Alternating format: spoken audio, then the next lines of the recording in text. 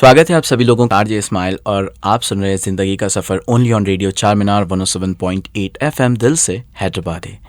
तो आज ज़िंदगी के सफ़र शो में हमारे साथ मौजूद है मोहम्मद अब्दुल खवी अब्बासी साहब, जो कि पेशे से एक एडवोकेट है। एंड खवी अब्बासी साहब, आपका बहुत बहुत स्वागत है हमारे शो पर। जी, thank you very much. And Khavi साहब की जब अगर मैं प्रोफाइल के बारे में बात करूं तो खवी साहब जो है सो हाई कोर्ट में लॉयर है। एंड उसी के साथ साथ अगर इनकी पढ़ाई के बारे में हम लोग बात करें, जो कि बहुत ज़्यादा सोचने और काबिल तारीफ़ है, तो सर ने सबसे पहले बीएससी किया, फिर उसके बाद में डबल एमए और उसके बाद में एमबीए, एलएलबी एंड एलएलएम। तो खवी साहब, आप मुझे ये बताइए कि आपका जो है सो लॉयर के साथ साथ सोशल एक्टिविस्ट भी है आप, और ऐसी बहुत ज़्यादा चीज़ें हैं जिसमें आपका इंटरेस्ट है, और आप ज़िंदगी के सफ़र में अपना कीमती वक्त देकर हमारे साथ जुड़े हैं। उसके लिए हमें बहुत बहुत शुक्रिया है। जी, देखिए, मेरा जब ज़िंदगी का सफ़र स्टार्ट हुआ, actually I want to become a doctor. क्यों बोलता, मेरी फैमिली में पूरे डॉक्टर्स थे, A to Z डॉक्टर्स थे। तो मैं भी उस ज़माने में मेडिसिन में मिला था मेरे को, लेकिन कुछ due to some unavoidable circumstances मैं मेडिसिन नहीं कर सका। फिर मैंने बीएससी किया, उसके बाद फिर मैंने कंटिन्यू करते करते LLB कर लिया, उसके बाद LLM कर फिर हाई कोर्ट में practicing, one of the most leading advocate in high court हूँ फिल वक्त। I am filing very big large numbers of PILs and writ petition against the government. और ज़िंदगी का सफ़र तो बस चलते रहा, समझिए। जैसा वक्त आता गया चलते गया, with much dedication, devotion and determination से मैं अपने आप को जो है लेते चलता आया हूँ। और social activity from the time I have born, अल्हम्दुलिल्लाह, मैंने, मेरी फैमिली भी जो सो सोशल एक्टिविटी में शुरू से है। हम लोग फ्री जो है सो फूड बांटते थे, हम लोग फ्री, जैसे कर्फ्यू होता था उस ज़माने में, तो कई लॉरीज ऑफ फूड्स बांटते थे हम लोग, जो सो वेजिटेबल्स बांटते थे। मेरे पेरेंट्स का बहुत बड़ा कॉन्ट्रीब्यूशन था इसमें। उनकी वजह से आज जो भी हूँ मैं, आज मेरे मम्मी और डैडी की वजह से, वो लोग जो सो मेरे को सही गाइड करे, सही उनके फुट स्टेप्स पे मैं चलता आया हूँ। मेरे दादा भी बहुत हाई कोर्ट के लीडिंग एडवोकेट थे, और हमारे फैमिली में तकरीबन जजेस है और बैरिस्टर्स है। तो हम जो है सो we have not left an single stone unturned, समझिए। Social activity, as far as social activity is concerned, आज भी, अब तक भी, और जब तक ज़िंदा रहेंगे हम जो सो गरीबों की मदद करते आए, मदद करते रहेंगे, मदद करते रहेंगे इंशाअल्लाह ताला।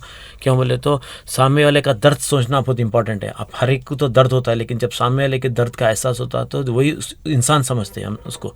तो इस तरीके से जो so we are born to serve people, that is the main criteria. बिल्कुल बिल्कुल। और आज के इस समय में जहाँ पर लोग बहुत ज़्यादा परेशान रहते हैं, वहाँ पर ऐसी सोच लेकर चलना ही बहुत ज़्यादा मुश्किल हो जाता है। और उसी के साथ साथ मैंने सुना है कि आपके और दो ट्रस्ट भी है, एक है प्रिंसेस डियाना वेलफेयर सोसाइटी और दूसरा है मरकज़ हाई चैरिटेबल ट्रस्ट। तो आप इन दोनों के बारे में कुछ बताना चाहेंगे? देखिए, हमने प्रिंसेस डायना वेलफेयर सोसाइटी बनाया थे under the banner of welfare society. We are doing lot of programs. हम जो है सो मेडिकल कैंप्स कराते हैं, हम फ्री में जो है सो हर टाइप का जो सो मेडिकल कैंप होता है, जैसे आई कैंप होता, इवन जो है सो पीडियाट्रिक कैंप कराए हमने, कई ऐसे मेडिकल कैंप्स कराए थे। और हम लोग फ्री सेविंग मशीन्स बांटते गरीब लोगों को, और हम कोरोना में मेडिसिन बांटते। कोरोना में जो सो कोविड जब हुआ था, उस पैंडेमिक में जो सो लाखों रुपया बांटा हमने, एक को 500-500 रुपया रख के एनवेलप्स में देते थे। हंड्रेड्स ऑफ पीपल, लैक्स में बांटा हमने पैसे। तो this is one of the part and parcel of the social activity. बिल्कुल बिल्कुल। तो मरकज़ हाई चैरिटेबल ट्रस्ट के बारे में आप थोड़ा बताइए। देखिए, ये मरकज़ हाई चैरिटेबल ट्रस्ट एक जो सो चैरिटी ऑर्गेनाइजेशन है, एक registered government non profitable organization है। इसमें हमारे फैमिली के लोग भी जो सो कंट्रीब्यूट करते हैं। ये नहीं कि सिर्फ मैं ही नहीं, बल्कि हमारे जो भी है, हमारे सिस्टर्स है, हमारे ब्रदर इन लॉज है, मेरी वाइफ के लोग हैं, ये सब कंट्रीब्यूशन करके हम लोग एक ट्रस्ट में फंड्स रेस करते हैं। वो फंड्स को जो सो राइट वे में भी यूटिलाइज दैट फंड्स। बिल्कुल बिल्कुल। और अगर अब हम जैसे हमारा सफ़र स्टार्ट करते हैं ज़िंदगी का, तो हर किसी के लाइफ में अलग अलग स्टेजेस आते हैं जहाँ पर वो लोग बहुत ज़्यादा परेशान हो जाते हैं कि उनको क्या करना चाहिए और क्या नहीं करना चाहिए। स्पेशली आज का जो यूथ है, उन लोग के अगर हम लोग देखते हैं तो उनके राइट पैथ्स नहीं हैं, और वो लोग बहुत ज़्यादा कंफ्यूज रहते हैं कि उनको क्या करना चाहिए और क्या नहीं करना चाहिए। तो आप बताइए कि आपकी ज़िंदगी के सफ़र में, जैसे आप बता रहे थे कि आप पहले डॉक्टर बनना चाहते थे और उसके बाद में आपने अपनी फील्ड चेंज की और डाइवर्ट की अपने आप को, तो आप क्या, मतलब आपके ज़िंदगी में क्या क्या हर्डल्स आए आपको, और किस हिसाब से आप उन लोगों को दूर करें? देखिए, ज़िंदगी तो इतनी आसान नहीं है। ज़िंदगी में हर एक को हर्डल्स आते हैं। You have to choose the right path. आपका एक डेस्टिनेशन रहना चाहिए इंसान की कि मेरे को वो डेस्टिनेशन पे जाना है। शायद आप जा भी सकते, नहीं भी जा सकते। नहीं जाने की सूरत में you should have some alternate remedy. Alternate जो एक सेकंड थॉट में भी रहना चाहिए कि अगर मैं डॉक्टर नहीं बनता हूँ तो फिर next what will be the change. उसके लिए चेंज लाना चाहिए, बदलाव लाना चाहिए, सोच में बदलाव लाना चाहिए इंसान की कि you have to go along with the race. You have to a part and parcel of the race. जो ज़िंदगी का सफ़र है, ज़िंदगी के सफ़र में जो सो you have to take part. ये नहीं कि मेरे से ये नहीं हुआ काम बोलकर मैं पीछे नहीं हटना चाहिए।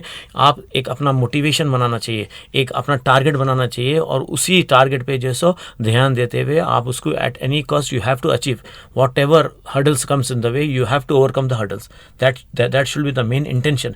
आजकल के यूथ जो है वो लोग जो सो कन्फ्यूज़ रहते हैं कि what to do what not to do. उनके लिए काउंसलिंग किया जा सकता है, वो लोग हमारे पास भी आ सकते हैं, या नहीं तो पेरेंट्स काउंसलिंग करना चाहिए उनको। They should go in right path, they should go for correct future. तो ये बहुत इंपॉर्टेंट रहता है कि you have to target, whence you target you have to fulfil your dreams fulfil करने के लिए जैसो आपको बहुत बहुत सोचकर सही वक्त पर सही फैसला करना he will fulfil your dreams. बिल्कुल बिल्कुल। एंड मेजॉरिटी अगर बच्चों की आप बात देखें, एक ही टाइम पर दिमाग में चार चीज़ें चलती हैं। डॉक्टर भी बन जाए, इंजीनियर भी बन जाए, और उसी के साथ साथ कोई और दूसरा प्रोफेशन भी, जो चीज़ अच्छी दिखती है उसमें इंटरेस्ट बढ़ जाता। तो एक पर्टिकुलर एम की तरफ कैसा चलना? देखिए, once you complete your SSC examination जो कि 10th कहते हैं, उसके बाद आपको 10+2 में you have to go either in science और कॉमर्स, या नहीं तो फिर इंजीनियरिंग। उसी में आपको बाईपीसी होता है, अगर डॉक्टर बनना है तो ले लेते हैं। एमपीसी होता है, इंजीनियरिंग बनना है, या नहीं तो सीईसी लेते हैं, बीकॉम करना है, कॉमर्स। तो दैट इज़ द वे। वो वहाँ पर आके जो सो आप डिवाइड होते हैं, 3 रूट्स में हो जाते हैं। तो वहाँ अपना फ्यूचर करियर के लिए जो सो एक चीज़ को अडेप्ट कर लेना पड़ता। बीपीसी लिए तो you have to go for doctor. If you are not achieving doctor you can go for pharmacy, dental, something like that. तो इस तरीके से जो सो it depends upon person to person the capacity, वो लोग कितना कंज्यूम कर सकते हैं, उनकी कैपेसिटी रहना पड़ता। तो जब भी जैसे टारगेट फुलफिल हो सकता। बिल्कुल बिल्कुल। एंड मोटिवेशन की जब बात आए तो आजकल बच्चे उतने ज़्यादा मोटिवेटेड नहीं रह रहे, और हर किसी के पास में जो है सो मोटिवेशन लैक होने की वजह से वो लोग आइदर स्टडीज़ पूरी कंप्लीट करते हैं या फिर स्टडीज़ कंप्लीट करने से पहले जो है सो ड्रॉप आउट कर देते हैं। और जी, इसमें पेरेंट्स गाइड करना चाहिए। It is a important role. Parents का role it is very important, it is a vital role. क्यों बोलो कोई कैरियर काउंसलिंग करना बोलो तो first parents are responsible. Apart from parents, friends जो जिस सोसाइटी में मूव होते हैं वो society will also play a very important role. तो बच्चों को आप मॉनिटर करना चाहिए कि बच्चे they are going in which direction, वो लोग कैसा अपने फ्यूचर फ्रेंड्स के बीच में है, कैसे सर्कल में मूव हो रहे हैं, और आप क्या गाइड कर रहे हैं, आपके बच्चे को क्या गाइड कर रहे हैं। क्यों बोलो बच्चे नादान होते हैं, बच्चों को उतना मालूमात नहीं होते। It is the sole responsibility of the parents to guide them for the future, for the career. That's all I can say about that. बिल्कुल बिल्कुल। एंड इनफैक्ट अगर इसी हिसाब से अगर अपन देखते हैं तो बच्चे पीयर प्रेशर में बहुत ज़्यादा चीज़ें करते हैं। लाइक उन लोग अपनी पूरी फील्ड डाइवर्ट कर लेते हैं पीयर प्रेशर में। लाइक जो भी दोस्त बोलते हैं उनके अकॉर्डिंगली जो है सो या तो अगर साइंस कर रहे तो साइंस छोड़ के कॉमर्स बैकग्राउंड में आ जाते हैं, या फिर कुछ भी पर्टिकुलर कोर्स कर लेते हैं। लेकिन लाइफ लॉन्ग वो दोस्त उनके साथ में कभी भी नहीं रह सकते। एंड फॉर दैट रीज़न अगर मोटिवेशन की बात आए तो किस हिसाब से बच्चे मोटिवेट होने चाहिए, बच्चे या फिर कोई भी इंसान अपने करियर या फिर अपने एम को लेकर मोटिवेट होना चाहिए? आजकल देखिए पहले के जैसा माहौल नहीं रहा, आजकल पहले के जैसे बच्चे नहीं रहे। पैदाइशी जो है सो स्मार्ट बच्चे, स्मार्टफोन जिस तरीके से होते हैं आजकल के बच्चे स्मार्टफोन तरीके से स्मार्ट बच्चे हैं। और वो बच्चे जो है so I think that they are very much smart. They can take their own responsibility, they can take their own, they can share their views with the parents. Parents से व्यूज़ शेयर करना, उनका क्या future aspects है, future क्या करना चाह रहे हैं। और 90% of the kids are very much smart, just like a smartphone I can say. बस just they need a guidance, right path, right way जाना चाहना, और कुछ नहीं चाहिए उनको। बिल्कुल। और अगर उनको सही गाइडिंग दे तो वो लोग बहुत ज़्यादा कुछ अचीव कर सकते हैं। बट गाइडिंग सही देने के लिए भी अगर हम देखते हैं तो आजकल के माहौल में बच्चों को समझाना भी बहुत ज़्यादा डिफ़िकल्ट हो जा रहा।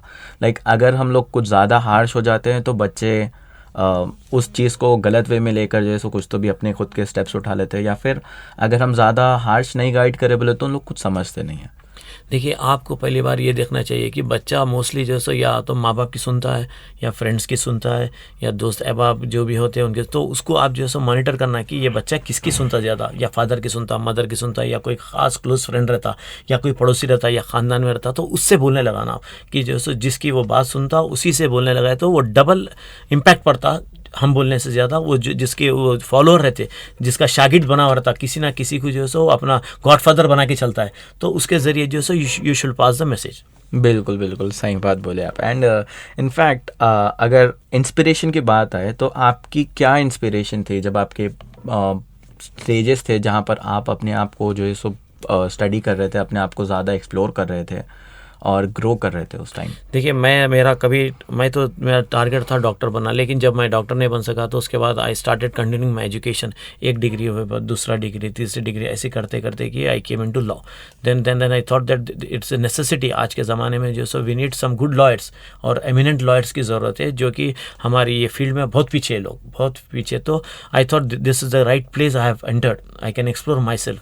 और अल्हम्दुलिल्लाह I have explore a lot and I am looking after a very big case. The cases are reported in India Today magazines, Time magazines, and in the most leading newspapers of India. All my cases have been published. I can say that. That's all.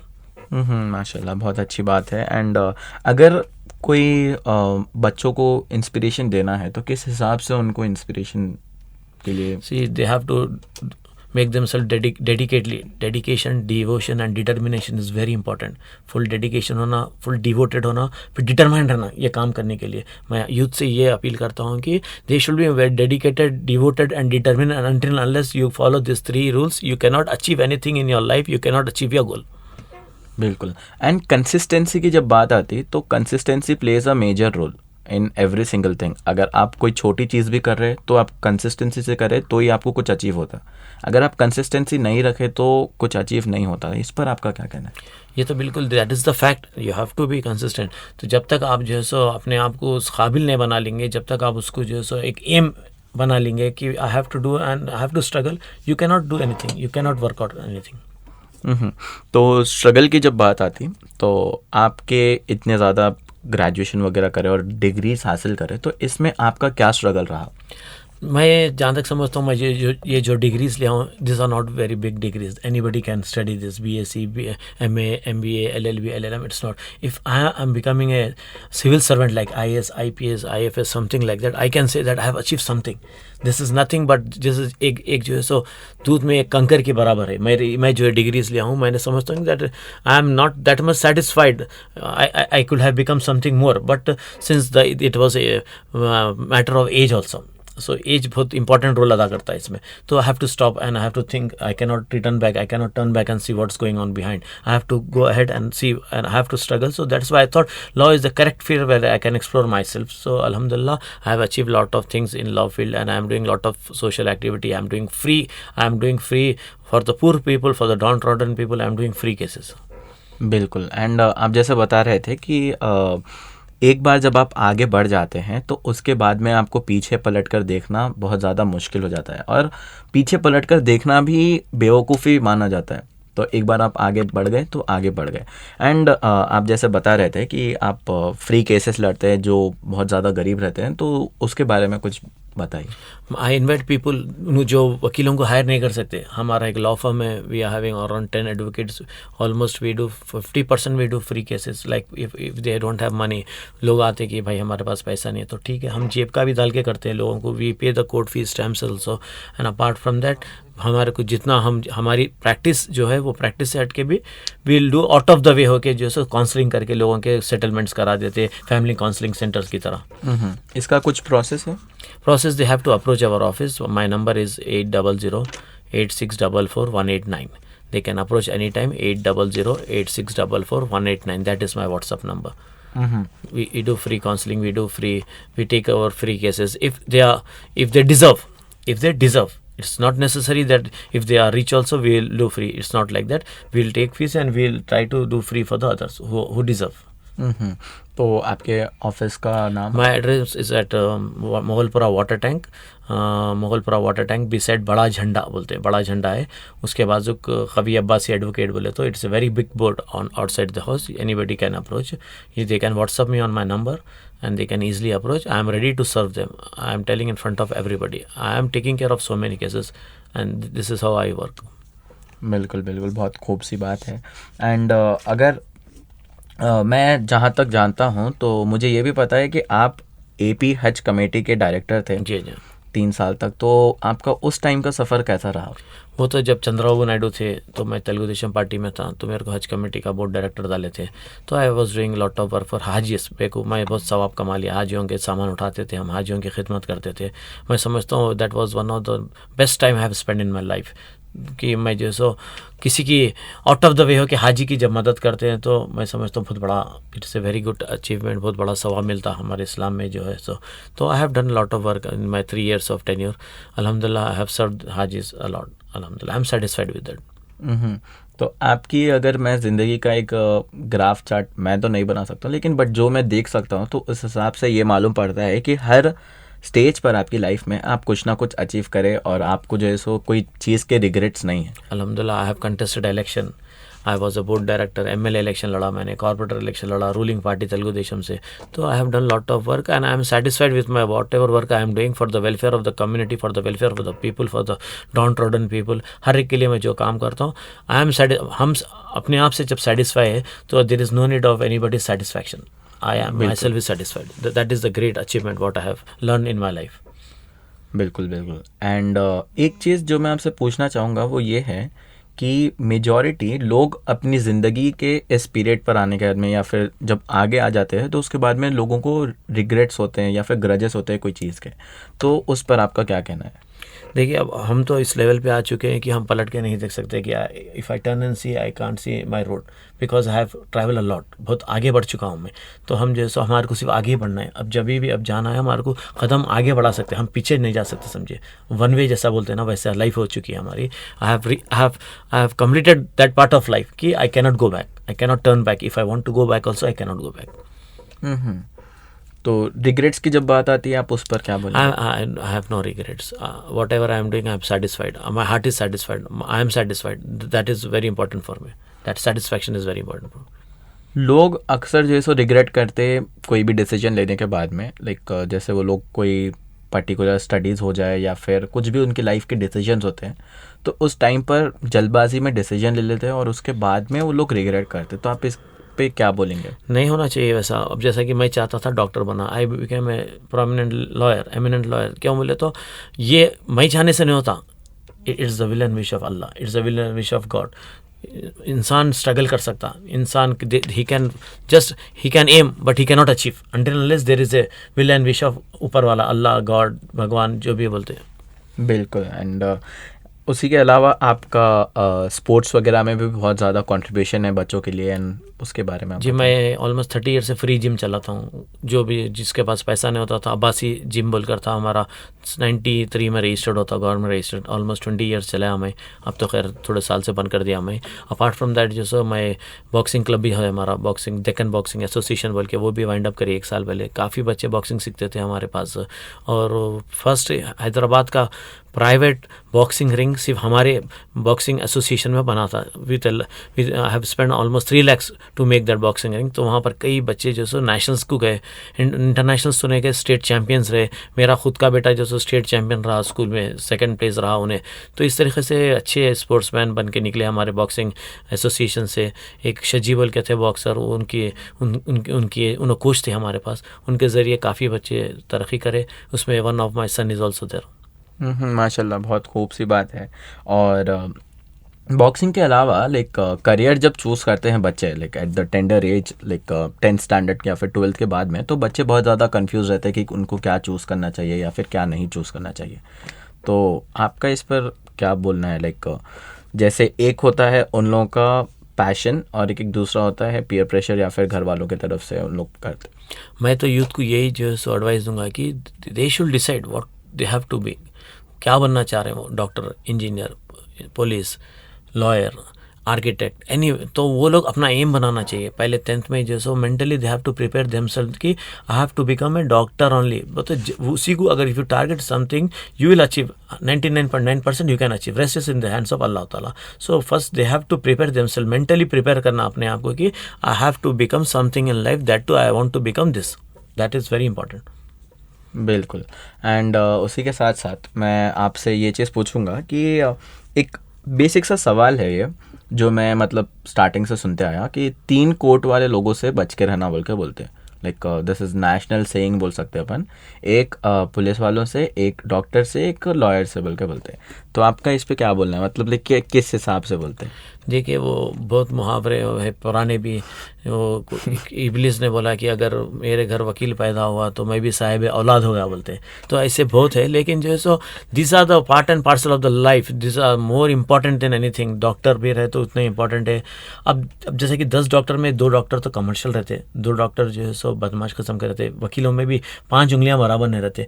ये profession ही नहीं, घर में अगर 5 बच्चे हैं तो 5 भी जो है सो बराबर नहीं रहते। तो it's a very common phenomena कि डॉक्टर रहो या पुलिस वाला रहो या एडवोकेट रहो, उसमें जो सो पूरों को आप ब्लेम नहीं कर सकते। एक दो आदमी एक स्कूल में बच्चे रहते, 2 बच्चे जो सो गड़बड़ी करते तो पूरों को केयर नहीं करते। पूरों को, हम याद है हमारे को, पूरों को खड़ा कर देते थे, चलो पूरे कौन करे वो, तो कोई भी नहीं करते। तो you can not target those, due to that you can not target the entire people, that is my question. तो इस तरीके से जो है सो हर फील्ड में आप वही बोल रहे हैं। आप कपड़े की दुकान पे जाइए, उन्हें ग्राहक को देख के, उसके कपड़े देख के उसका रेट बोलता उन्हें। अगर उन्हें उसके कपड़े, अगर गरीबी कपड़े रहे तो उसको 10 रुपये मीटर बोलता, अमीर वाला है तो वही 100 रुपये मीटर बोलता उन्हें। तो in every field there is competition, there are such type of peoples where society have to accept that is the natural thing. जी ठीक है। तो उसके अलावा सर, आप बता रहे थे कि आपकी फैमिली में मेजॉरिटी लोग जो है सो या तो मेडिकल फील्ड से या फिर लॉ फील्ड से है, तो वेल एजुकेटेड है एक्चुअली। तो आपकी फैमिली की तरफ से आपके ऊपर कुछ जो है सो एनलाइटनिंग हुई, या फिर जो है सो आपको मतलब थोड़ा स्पेस मिला कि उनकी तरफ से आप भी बहुत ज़्यादा कुछ अचीव करें, या फिर आप अपने खुद पर करें? नहीं, ये तो totally I have achieve by my self, because क्योंकि मेरे grandfather was a very eminent lawyer थे, prominent lawyer of Hyderabad city थे। लेकिन हमारे डैडी ये देखे कि you have to struggle a lot in that, इतना आसान नहीं है लॉयर को जो है ऊपर आने के लिए। तो ऐसे कई लॉयर्स है जो इवन कोर्ट के बाहर टहर के they can not afford to take up cup of tea, ऐसे लॉयर से। तो उसमें कंपटीशन बहुत था। लेकिन I been a politician, I been a social activist, मेरा जो करियर स्टार्ट हुआ पॉलिटिकली, तो इससे मेरा जो सो पब्लिक रिलेशन वास्ट हो गया था। तो मेरे को जो सो अपने आप को जो सो एक्सप्लोर करने की ज़रूरत नहीं पड़ी। Once I got a degree, people started coming to me, because before taking degree I was in this field of social activity. तो अब मैं एक प्रोफेशनल, एक मैं जो है सो लेबल्ड एडवोकेट हो गया था। तो जब ऑलमोस्ट 20 ईयर्स होने को आ रहे हैं जब से मैं कर रहा हूँ। मेरी फैमिली से लॉयर तो नहीं बनना बोलते थे, मेडिकल करो बोलते थे, लेकिन वो लाग चाहे इंसान कुछ नहीं होता, वही होता है जो मंजूर खुदा होता बोलते ना, बस वैसे ही हुआ। जो अल्लाह ताला जो है सो मेरे से ये सेवा लेना चाह रहा था, ये काम लेना चाह रहा था, तो मैं डॉक्टर कैसे बन सकता था? बिल्कुल सही बात है। एंड इनफैक्ट मेरे खुद के अगर अर्ली स्टेज की बात करूँ मैं, तो मेरे दिमाग में था कि मैं भी लॉयर बनना बोल के। तो हमारे घर में बोले कि लॉयर क्या बनते, नौको बनो, खाली पीली के बनने के बाद में जो है सो तुम खाली पीली जो है सो लोगों के दाद दाड़ों में रहते, people will have grudges with you if you become a lawyer वगैरह बोल के। सो इस पर आप कुछ बोलना चाहेंगे? ऐसा कुछ भी नहीं रहता। देखिए, आप ईमानदारी से काम करें तो नोबडी, वो तो आप डबल क्रॉस कर दिए किसी को, सामने वाली पार्टी से भी मिलिए, वो एडवोकेट से मिले, बोले तो यू आर आंसरेबल मरे बाद भी है, इन पब्लिक ऑल्सो। तो if you have a clean sheet, if you are working for the welfare of the community, for the welfare of the people, for the welfare of your family, then nobody will object you. आप ये ज़बरदस्ती Abel मुझे मार बोलने के, तो उससे बहुत चीज़ें आ जाते हैं। अपने आप को जो सो इंडल्ज नहीं करना चाहिए, जिससे यू हैव टू फेस सब सीवियर कॉन्सिक्वेंसेस। एंड जो बच्चे लॉ करना चाहते हैं, या फिर किसी के पास में एक थिंकिंग है कि वो लोग लॉ परस्यू करना, तो उसके बारे में आप कुछ एडवाइस वगैरह देंगे? देखिए, आज के ज़माने में lawyer is very important. Her family में एक लॉयर की ज़रूरत है। क्यों बोले तो circumstances has change, all aspects has change. तो लॉयर इज़ वेरी इंपॉर्टेंट। मैं समझता हूँ डॉक्टर्स ज़्यादा हो गए, लॉयर्स कम हो गए, इतने मेडिकल कॉलेजेस खुल गए। तो I invite every student, every youth, almost एक घर में एक लॉयर की आज के ज़माने में ज़रूरत है। Come forward, appear for the exams, नहीं हुआ तो मैनेजिंग कोटे में ले लो, NRI कोटे में ले लो, become a lawyer, become a eminent lawyer, become a, you can serve the country, you can serve the people, you can serve the society, you can serve the community, I can say. तो lawyer is a very good profession, it's a very good profession. बस के देखे तो मालूम होता, दूर से देखे तो जैसे काला कोट दिखता, अंदर बस के देखे तो काले कोट में जितने खूबियाँ हैं शायद ही कोई दूसरे सफ़ेद कोटों में, पीले कोटों में नहीं मिलेंगे आप। बिल्कुल। एंड हर फैमिली में एक लॉयर रहना इसलिए ज़्यादा ज़रूरी है क्योंकि आजकल हम किसी पर भी बाहर अंधा भरोसा नहीं कर सकते, दैट इज़ अ पार्ट। तो लॉयर में लाइक लॉ लिखने के लिए आपको लॉ सेट का एग्ज़ाम एंट्रेंस करना, उसके बाद में जो है सो आपको क्या प्रोसीजर रहता अगर कोई लॉयर बनना आप चाहता? लॉ सेट लिखे बाद आप काउंसलिंग होती है, वो मेरिट बेसिस पे भी मिलते सीट्स, वो कंप्यूटर कोर्स देते कॉलेजेस के, वो there is a procedure online, you can see everything, apply करना, फिर वो मेरिट्स पे आते नहीं आए तो वो डोनेशन भी देते हैं। मैं समझता हूँ NRI quota, management quota, several categories है उसमें, तो काफ़ी कॉलेजेस भी है। कंपटीशन अब बहुत बढ़ चुका है, पहले की जैसी बात नहीं रही है। एक लास्ट 5 ईयर से there is lot of competition, it's not so easy to get admission in law, so you have to struggle, you have to write with sincerity and all that, you have to study. पढ़ना भी बहुत ज़्यादा ज़रूरी था, obvious सी बात है। And मेरे को अगर मैं अपने हिसाब से देखूं तो एक लॉयर के लिए मैं अपने हिसाब से अगर सोचूं तो बहुत ज़्यादा याद करना, मेमोराइज़ करना चीज़ें ज़रूरी रहता, क्योंकि उतना ज़्यादा ज़रूरी कोई और प्रोफेशन में नहीं रहता। जब आप कंपेयर करते BCom वगैरह जो भी है, आप एक एक स्टेप्स पढ़ते हैं और उसके बाद में आप हर चीज़ भुलाते जाते हैं, बट आप जो भी पढ़ते हैं वो आपको हमेशा याद रखना पड़ता, आई फील सो। आप हाजिर जवाब भी रहना पड़ता, हाजिर जवाब जिसको बोलते हैं ना, you have to be prompt answer, answer देने के काबिल रहना पड़ता। और जो सो लॉ में कोई मुकम्मल एडवोकेट नहीं हो सकता, क्या मतलब डेली साइटेशंस आते, डेली रूलिंग्स आते, नए नए जजमेंट्स आते, ओवर रूलिंग्स आते, तो जो सो मरे दम तक you have to refer the book. अब जैसा डॉक्टर बन जाता है एक बार तो वो सिर्फ डॉक्टर इंजेक्शन देता, मेडिसिन देता, तो मेडिकल रेप्स आते, चलते रहता है। लॉयर में it's not so easy, you have to be updated, नए रूलिंग्स, नए साइटेशंस, नए ओवर रूलिंग्स, पूरा हर चीज़ डेली अपडेट, नए नए कानून आते और उसको एक्ट्स आते, चेंज होते, बिल्स, ये सब फॉलो करना पड़ता। तो daily you have to study. वो ये ऐसा प्रोफेशन है, कोई दूसरे प्रोफेशंस में ऐसा नहीं रहता। डॉक्टर, इंजीनियर एक बार बन जाए तो वो लोग जो सो IAS भी बन गया तो उन्होंने कलेक्टर बन जाता, IPS बने तो SP बन जाता, उन्होंने IFS बने तो एम्बेसडर बन जाता। लेकिन ये लॉयर का प्रोफेशन ऐसा है कि every day you have to keep yourself update, until unless you keep yourself update you can not survive in law field. बिल्कुल, हर चीज़ के बारे में आपको मालूमात वगैरह रहना, एंड हर चीज़ पर आपका ज़्यादा जो है सो इम्प्रॉम्प्ट आंसर रहना, एट दैट स्पॉन्टेनियस टाइम आपको आंसर देना ज़रूरी रहता। That's important. और आप क्या बात कर रहे हैं वो भी आपको बहुत ज़्यादा मैटर करता, कि आप क्या बोल रहे हो और क्या नहीं बोल रहे। सही बात, आपकी हर बात पर डिपेंड करता है। आंसर बोल रहा हूँ। बिल्कुल बिल्कुल। तो आप कोई मैसेज देना चाह रहे यूथ वगैरह को अपनी तरफ से? ये मैसेज दूंगा कि you have to target your future.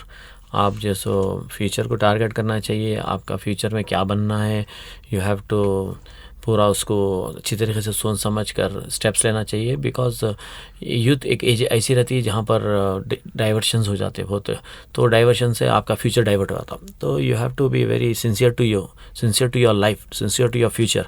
ये बहुत इंपॉर्टेंट होता। आप अपने आप को धोखा नहीं देना चाहिए, आप रियलिटी को फेस करना चाहिए। अगर आपको समझ नहीं आता तो आपके एल्डर से, माँ बाप से पूछना चाहिए, आपके उस्ताद से, आपके टीचर से, आपके फ्रेंड से, फिर आप डिसीजन लेना चाहिए। पूर्ण से एडवाइस लीजिए, then you take decision by yourself. You should go in a right path, you have to select your future and you have to achieve your goal, that's all I can से।